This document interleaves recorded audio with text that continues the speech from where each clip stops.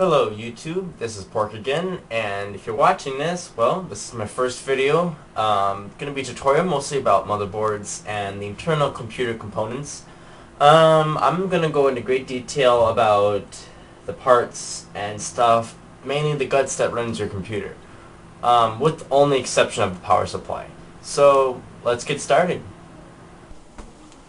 Alrighty. Now, an advantage that I have now, which I did not have earlier, was that I have both hands free. And I am left-handed. Grab my screwdriver here. Alright, we have a motherboard here. This is the Foxconn G33MO2. And it is a proprietary motherboard. It is made by Foxconn, but it's been produced by Dell. Let me change the focus. Periodically, I will have to change the focus of my camera so that you may see it better. And it has one PCI Express 16, one PCI Express 1X slot, and two 32-bit PCI slots. The reason I had to upgrade is because this motherboard just doesn't have any expandability. It has four DDR2 slots here, and of course the LGA775 socket right here, which underneath the heatsink and fan assembly, I'm going to show you that. Now, your motherboard is the backbone of your computer. Everything that happens inside of your computer happens on the motherboard. And there's a few things that I'm going to show you. So first, I'm going to take off the heatsink really quickly here. 4 screws. In this case, the assembly is threaded. Sometimes you will have assemblies where it's just a twist lock, where you simply just twist it a quarter of a turn and the heatsink will just come off. In this case, I have to use screws and slowly lift it up. If you've undone all the screws, in this case I have not. Oh, that one's still attached there.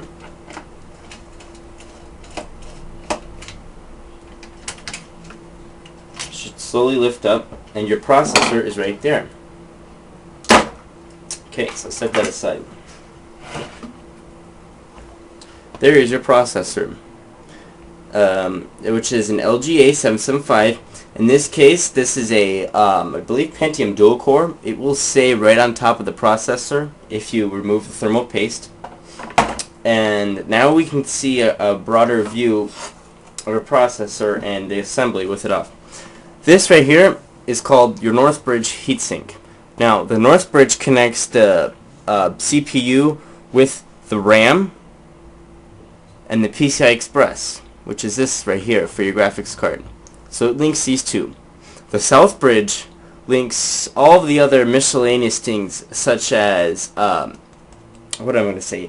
SATA connectors, PCI buses, anything that's pretty much low bandwidth, USB. The South Bridge connects all that. And if you actually look at the back, you can see right here is the CPU. You can see all the little lines. They go directly to, what's this? The North Bridge.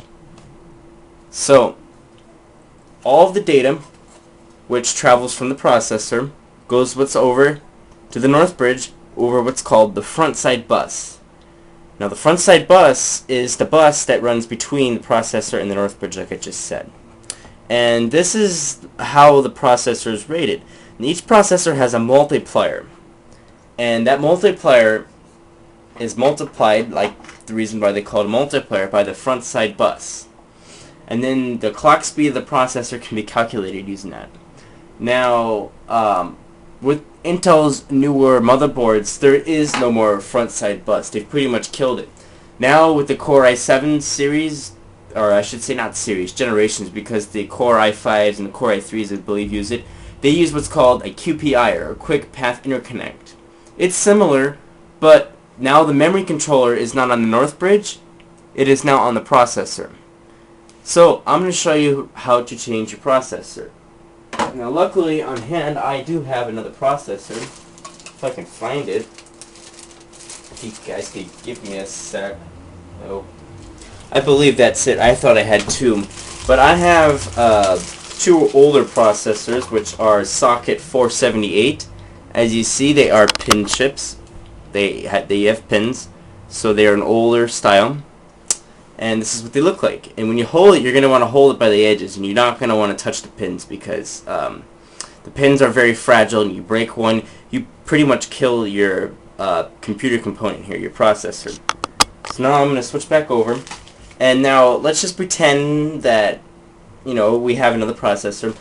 There's a latch here. What you want to do is take your finger, push down on this latch, pull it up, and release it. Now, I have this motherboard vertical, so my processor may fall out if I do this. So I'm going to kind of do it on a slant here. Pull the lever back and release the load plate. Now, vertically, raise your processor out of the socket without moving it around.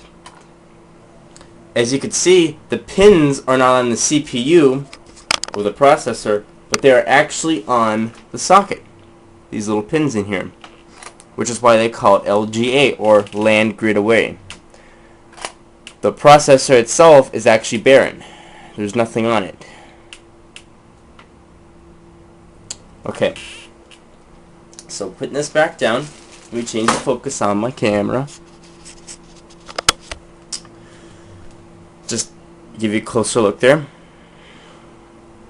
And this is a Pentium dual core, 2.20 gigahertz. I believe it is the E2200.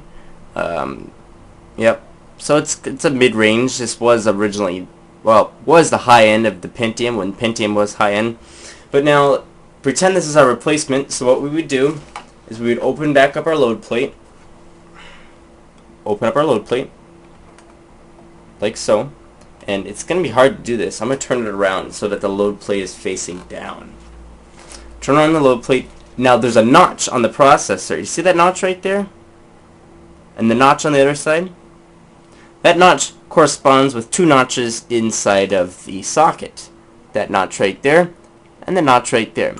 Be careful not to touch the pins. If you bend a pin, you pretty much just killed your motherboard.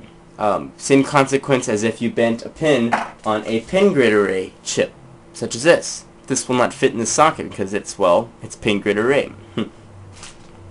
So match up that notch with that notch and then very carefully lower it into place. You don't want to bend any of the contact pins. Then close your load plate and go ahead, make sure that your lever is on top, and close the lever down on top of the processor, locking it into place. It will take a little force. And there you have it.